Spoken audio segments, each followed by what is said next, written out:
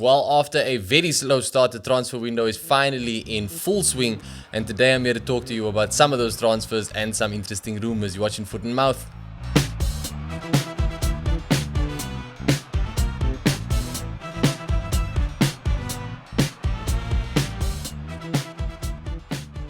Welcome back to Foot in Mouth. We finally got some transfers to talk about, and on the note of transfers, I had told Ethan that I am predicting some heartbreaking transfers because obviously we know that football is unfortunately a business, and we will see some players that we don't want to see moved on. And this morning, one of those players for Arsenal at least was confirmed to be Emil Smith-Rowe. And I just want to start here because look, probably a hot take, but I think that this is a mistake by Arteta and the club. I could, of course, be completely wrong. He didn't feature very much, if at all, last season. And he clearly isn't a player that Arteta feels he needs right now. There were reports that Arteta wanted to keep him. But again, coming back to the fact that football is a business.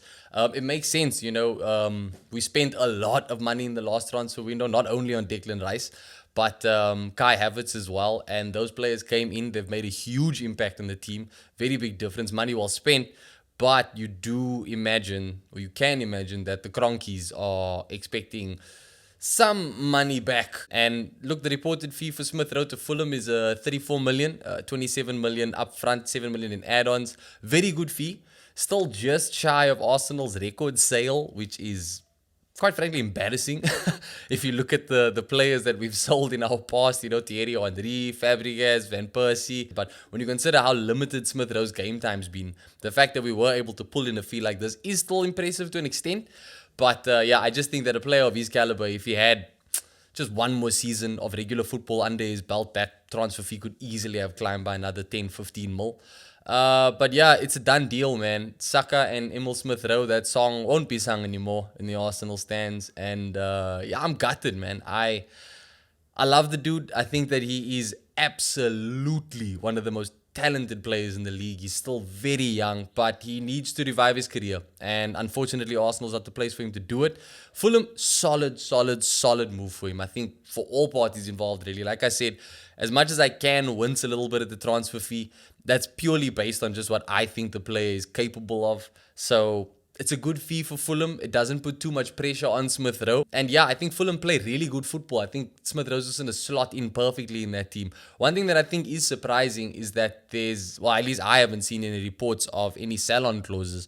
If anybody watching this has seen any different or heard any different, please let me know in the comments below, because in an era of sell-on clauses, it looks like that's now just the hot thing in any deal. I would have expected Arsenal to try and slot one in, but perhaps Fulham weren't having it. And, very good business on Fulham's part to be able to keep it out of the negotiations, because I don't think Smith-Rowe's going to retire at Fulham. And I think that if I'm right about what I think his trajectory looks like, he's going to get another big move at some point, and Fulham will make a healthy profit on him. Look, he stays in London, so the move makes sense for Smith-Rowe. He's going to be, I would say, a starter at Fulham if he can keep his fitness levels up. And he's joining them at a good time. Still got some preseason with them. Can train with the team and everything. So, man, I guess Fulham are kind of going to low-key be my second team in the league next season. But like I say, last season, they had a very good campaign under new management. And I think that they are going to literally just go from strength to strength. And Smith-Rowe is a player that I think can unlock a lot of potential in that Fulham team. So Fulham looking a little bit of a dark horse for me going into next season. But back onto the sell-on clauses, Calafiori also just joined Arsenal. I probably should have started there, but hey, man, the heartbreak comes first. Calafiori joins Arsenal from Bologna, and this was going on for weeks and weeks. And apparently the reason for that was a sell-on clause. Bologna bought him from Basel for I think like 4 point something mil, which is like nothing. But Basel did include a 50% sell-on clause. And he was just at Bologna for 1 year. Obviously, Bologna had a stellar season under Thiago Motta last season, and he got them into the Champions League. But shame that Bologna team's just been picked apart. They've lost their manager. They've lost their fullback, who played as part of a back three. He was a centre-half in the back three on the left side. But I mean, even the president of the Serie A spoke about how it's a big loss for the league to lose a player like Calafiori. He did have a really good Euros with Italy. And I think Arsenal got a real gem of a player here for, I think 50 mil is the fee. But yeah, that sell-on clause absolutely slowed things down. And you can understand, Bologna obviously had this guy for about a year, and now you've got to give 50% of what you make on him to the club that you just bought him from a year before. And there were negotiations between them and Basel to get that 50% sell-on clause kind of paid back in, I think, in installments. But yeah, it's a very, very growing trend. Pretty much every transfer you're seeing right now comes with a sell-on clause, which is good. I think it really benefits the initial seller and buying club. But in the long run, I don't know how I feel about this whole sell-on clause thing. And look, I just think because of instances like this, where you get these drawn-out negotiations between two clubs over a sell-on clause, and on top of that, you're going to see transfer fees skyrocket because clubs are going to want to make profit on it. And not only that, I'm more curious about how this is going to affect the development of young players, because you are seeing it, obviously, this transfer window, we're seeing a lot of young players moving. Everyone seems to be strengthening their youth ranks, and I think a lot of clubs are trying to steer away from just buying players and forking out big wads of cash, which is understandable. But yeah, you get a sell-on clause on these players, and it's more often than not like 20-25%. If these players do show some potential and they have an opportunity to get a move to a club where they can develop even further, that move may be a little bit hindered by any sell-on clause that's attached. So look, again, I could be completely wrong about this. This is just a hunch. But yeah, the sell-on clause aspect of all these transfers in this window, I think, is quite interesting. It's not something that I've really seen much of in the past, and it looks like it's a new trendy thing. But yeah, Calafiori, welcome to Arsenal. Super excited to have him in the club. He looks a player from what I've seen in Italy. I didn't watch any of Bologna last season, I can't lie. But yeah, I think Arteta's definitely happy with the purchase. He's a player that the club have apparently been monitoring for over a year. The player said that he was in talks with Edu and Arteta for about 2 months prior to him joining. So they made it very clear that they wanted him at the club. And other European clubs were definitely interested in him, but Arsenal got their man. He comes in 22-year-old. I think he's 6'2", so he offers a very, very, very nice aerial threat for more set pieces, which Arsenal do have a knack for scoring from. So look, on paper, brilliant signing. But it raises more questions also around what does this mean for Arsenal's backline. We've got a lot of defenders now. You got Zinchenko, you got Gabriel, you got Kivio, you got Timber, who's just back from injury, like a new signing. And now with the signing of Calafiori, who is going to start, I predict, it's going to be interesting to see how Arteta manages all these players, I go back to Smith Rowe, and I do have to say that I think that Arteta managed him poorly. I think last season there were more than enough opportunities to bring him on and give him some minutes, but he didn't. And again, I've always credited Arteta rather for learning from past mistakes. And again, I don't think it's much of a mistake because we did obviously give Man City a proper title run. Yeah, it's just unfortunate, man. It's just unfortunate. I'm going to be stuck on the Smith Rowe thing for a while. But yeah, it's going to be interesting. There was obviously rumors a while ago of Gabriel being linked to the move to Saudi, and that was put to bed very quickly. But Calafiori does offer some serious competition for him in his position, as well as competition for Zinchenko at left fullback. And Jurrien Timber, obviously, who we saw last season in preseason, he was playing primarily as a left back and he looked really good. Everyone expected him to basically lock down that position in the team. With the arrival of Calafiori, it opens up a lot of questions. Kivio is apparently open. The club are open to selling him. Another decision that I kind of frown at, because I think Kivio at his age, from what we've seen last season, is worth holding on to. But again, football's a business, and if you're gonna get some money in for this guy, around 30 mil, and Serie A clubs are interested, Juventus is interested, Bologna wanted him in the Calafiori deal, I could understand why the club would sell him, even though I wouldn't agree with it completely. But if you're able to reinvest that money elsewhere, you can't really argue with it. It leads me to kind of wonder who else at other clubs. Are there any players that you guys watching this, any players at the clubs that you support who you don't want to see leave, although would understand if they do leave? Let me know in the comments below, because obviously Chelsea, lots of talk around Conor Gallagher, very linked with Tottenham, very linked with Atletico Madrid. I know a lot of Chelsea fans are open to the sale of him, but I also know there's a lot of Chelsea fans that are wondering, why is this the guy that we're selling right now? He had a very good season last season. Obviously made the England team for the Euros. But look, Chelsea will probably get a decent fee in for him. Chelsea have spent a lot of money also last season, and you could understand why they'd want to recoup some money before going back into the transfer market for more players. The spending isn't going to stop at Chelsea. They've just signed a new goalkeeper as well, Philip Jorgensen, Danish goalkeeper. Very good fee if you consider today's market. I think it's 20 odd million. I don't have the exact price. I'll try and put it up on screen, but very good fee. Chelsea have been chopping and changing in the goalpost last season, and you got to wonder what this means for Petrovic, what it means for Sanchez, because I don't think Jorgensen's coming in to sit bench. But then again, anything can happen, after a few games, Chelsea could find themselves rotating in goal once again. But yeah, Conor Gallagher, definitely a player that's up for sale. They've obviously said goodbye to Thiago Silva, whose contract's run up. Chalobah's another player that I think the club are open to selling. He didn't go with them on the preseason tour. And I think that's a player that some Chelsea fans also have a lot of faith in. So maybe that's a guy that if you're a Chelsea fan watching this, can kind of feel a little bit heartbroken for if he does leave, but would understand if he leaves. Because there's talent there. He's obviously a Cobham boy. So I think he holds a lot of affinity with some Chelsea fans. But yeah, then you move over to the striker department, and Romelu Lukaku's just come back from his loan at Roma. And he's pretty much, just as soon as he came back to the club, on his way out again. And Chelsea been heavily linked with Victor Osimhen. It's been going on for a long time now. Osimhen's obviously a Chelsea fan. And it looks like that move is gaining some ground, rather, some traction. And Napoli look like they're finally going to get their target in Lukaku. Talks today coming out that Chelsea are set to, talks are ongoing. I don't think that they're going to have any intention of meeting Napoli's release clause for Osimhen, which is over £100 million. But there are talks of Lukaku going the other way. So potentially a move that we could see happen. This is the kind of transfer that kind of irks me a little bit because, Victor Osimhen's, I've been saying it on the show before, my favorite striker in the game. Or at least he was before last season. I don't understand. I can understand. This move is purely because of money. I'm just saying it now. It's purely because of money. Chelsea are going to pay him whatever he wants. But he's joining a club that has no Champions League football. He's joining a club that look, at least for the most part last season, an absolute shambles. A club that without Cole Palmer would probably have been in a relegation battle for most of it.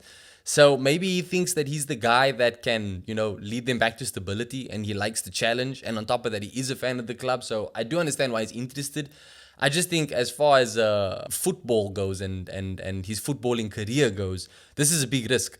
Look, I've also obviously got a lot of bias about this because I am an Arsenal fan and Osimhen is a striker that I'm a big fan of. So yeah, let me know what you guys think in the comments below. Do you think that this is a good move for Osimhen? Obviously, for Chelsea fans, you guys must be over the moon because this is a hell of a player you guys are getting and kind of against all odds considering how you guys' season ended last season. It's definitely going to shake things up in the league, and Chelsea are not the only club shaking things up in the league. Manchester United have been very busy so far in this window, obviously locking down the signature of Lenny Yoro from Lille, and that was a big fee for an 18-year-old centre-back from France, man. Not that I'm saying that the player isn't worth it. I just think that, I've always had a problem with big fees on young players. I think it puts an unnecessary amount of pressure on him. And the Premier League is the Premier League, bro. This is not League One. We've seen many players come from League One to the Premier League and bomb. And we've seen players with more experience come to the league and do just that. So it's going to be a lot of eyes on Yoro. He obviously, Man United and Arsenal played a preseason friendly in the States. Arsenal came out 2-1 winners. And Yoro came off early, injured. So I guess it's touch and go. I haven't seen many reports about his recovery. Touch and go for him to be back fit for the Community Shield game against Man City. But Man United can absolutely be happy with that purchase because they have said goodbye to Rafael Varane. And he's going to be a big miss, I think, not only for his talent in the back line, but also his leadership. So, getting someone like Yoro in now, who is a hot talent, someone that Real Madrid really wanted, I do have to give props to Man United for beating them to it. But I do also think that Real Madrid kind of acted like more of the football club in this instance because they absolutely refused to pay that fee for an 18-year-old player. And understandably so. Real Madrid obviously stacked in the back line as well. They were going to wait patiently to get him free after this season. But looks like that option's now off the table. And I wouldn't be surprised to see Real Madrid come knocking for William Saliba next season at Arsenal. But yeah, United fans, let me know what you think about the signing of Lenny Yoro. Is this the guy for you guys next season? Obviously, you've tied Johnny Evans down to another year, which I guess makes sense, At the same time, I kind of still don't understand why that guy's there. But yeah, you're holding on to some experience. You've just signed an 18-year-old, so in that regard, it does make sense. But yeah, let me know what you think about the signing of Lenny Yoro. Is he the guy? Is he going to be a success, do you think? And on top of that, he's not the only person that there's going to be eyes on. Obviously, they signed Joshua Zirkzee as well, the Dutch international, another player that's been taken from Bologna, someone that helped Bologna a hell of a lot last season. Man United have a new striker. What does this mean for Højlund? Højlund's obviously got some serious competition now in that striker department, and I don't think things are going to be as comfortable for him in next season. He's going to have to show and prove. He got a goal against Arsenal in the preseason game. But yeah, Joshua Zirkzee for me, big step up from Højlund. Only like at present, I think Højlund has the highest ceiling, but I think that Joshua Zirkzee reminds me a lot of Alexander Isaac. His ability to dribble with the ball, his ability to finish, his movement off the ball. I think he's got a lot of characteristics like Alexander Isaac, who's a striker that pretty much every club in world football would be open to having right now, considering the form that he was in last season. He joins United for, I think it's a £45 million fee. Eddie Ten Hag over the moon, obviously. Dutch player, Dutch manager. It's a player that Ten Hag was very, very keen on signing for a while now. So, got to be happy with that one. And that fee for me makes a much more sense than the Yoro fee. Zirkzee comes in, I think, at 24 years old.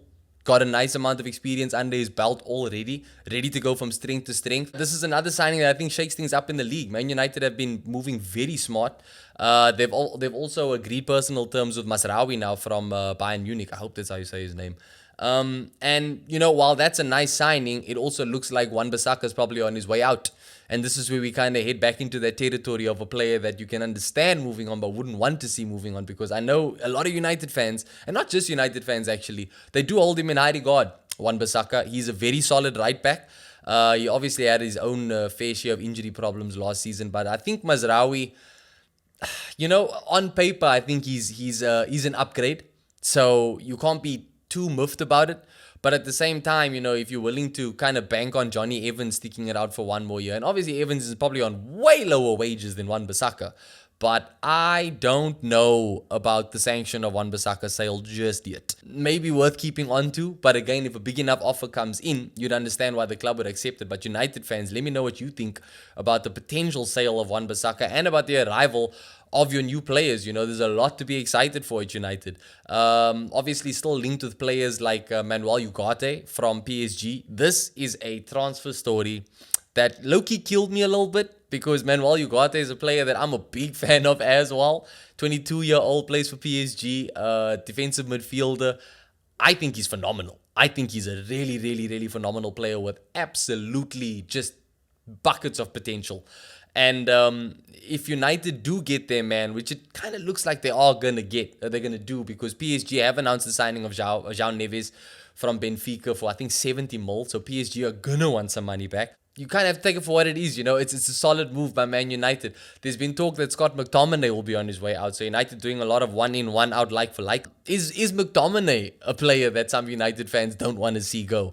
He obviously was a little bit of a cult hero last season, coming through with a handful of goals when needed.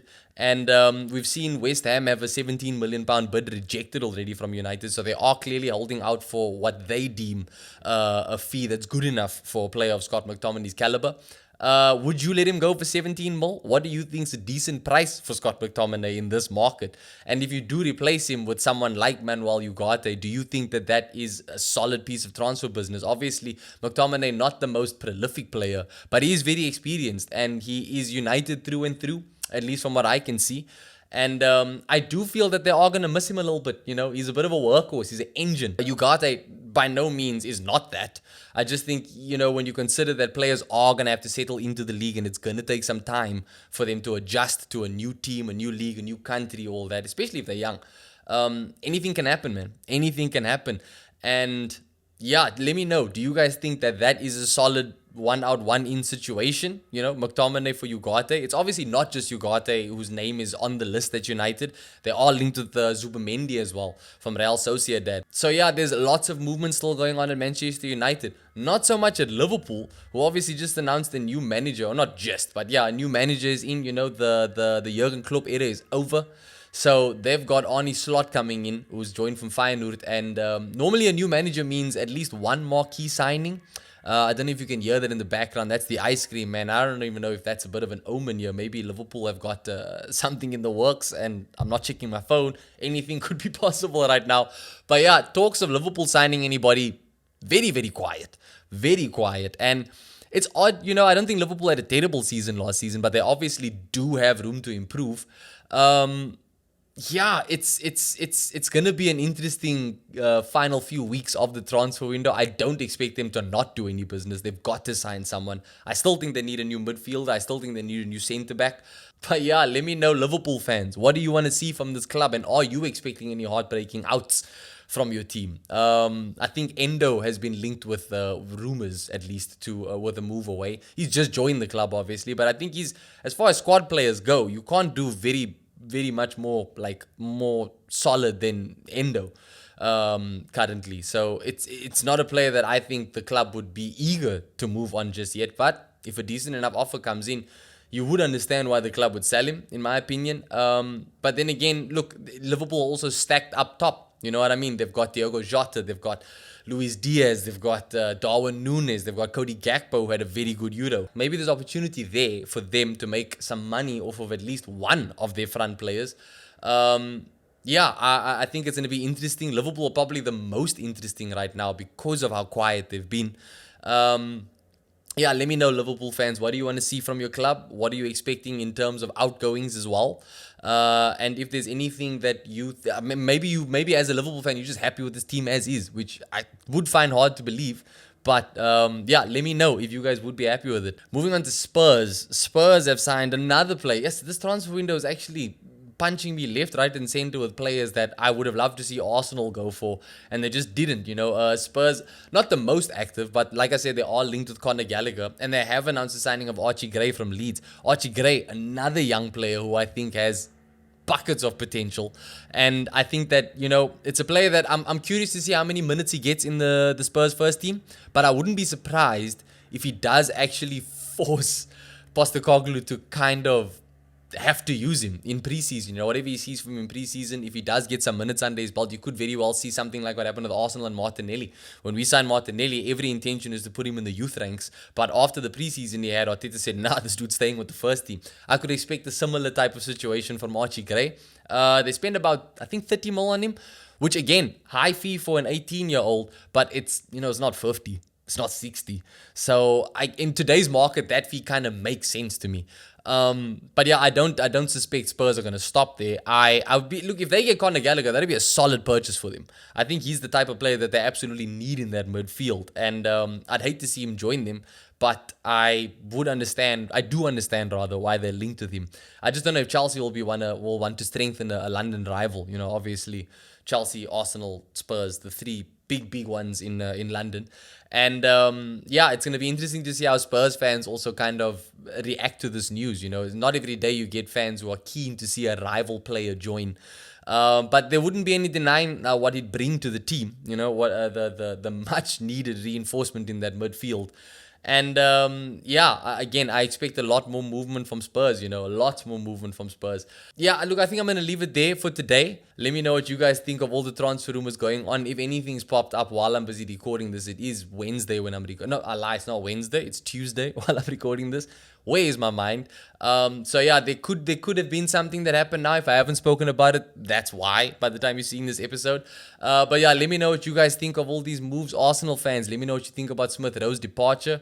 Let me know what you think about Calafiori's arrival. And also, rumors still linking us with Mikel Merino. It's going to be a lot of Mikels in the league next season, a lot of Enzos in the league next season. United fans, let me know about your business. Chelsea, Spurs, City I haven't spoken much on because they've only signed Savinho, which I think does make things interesting for someone like Jeremy Doku, but I don't think that Savinho is kind of that guy just yet to push Doku out of the starting 11. But yeah, let me know what you guys think about the transfers going on. Olympics also going on right now. Shout out to the South African athletes who are currently over there. Let me know what events you guys are taking an interest in. Me, I'm not even watching the football, bruv. I am obsessed with the volleyball, and not beach volleyball either. The court volleyball, that shit is lit right now, and yeah, I'm very, very, very much engrossed in that.